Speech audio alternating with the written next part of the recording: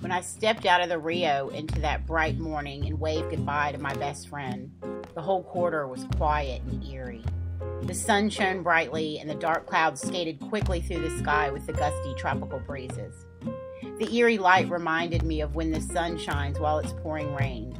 My mother always used to say that meant the devil was beating his wife.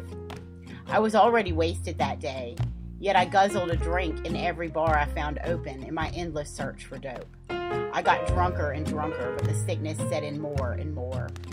I'm not really sure what happened next, but I'm sure my mind was clouded with alcohol and the confusion of withdrawal. I woke up about 6 o'clock that night in an empty parking lot near Conti and North Rampart. I was covered in dirt, and the rain was beginning to fall as the dirt underneath my short skirt quickly turned to mud. I think I only woke up because I really had to take a shit. I squatted down in the parking lot because it just couldn't wait, and I was aware that the sickness was now in full bloom. Wiping myself with my underwear, I then discarded them in the parking lot as well. The skies were much darker than before, and the clouds rolled by so fast that it seemed as if I was moving when I was merely standing still. The pelting rain began to fall harder and harder, and the streets began to puddle. I held one hand over my head and the other hand on my stomach, hoping I wouldn't puke. The alcohol seethed out of me, and I was a fucking wreck. I started walking to the Treme on my way to Esplanade in Claiborne. A guy in a really nice silver Corvette stopped and offered me a lift. I jumped in. What the hell?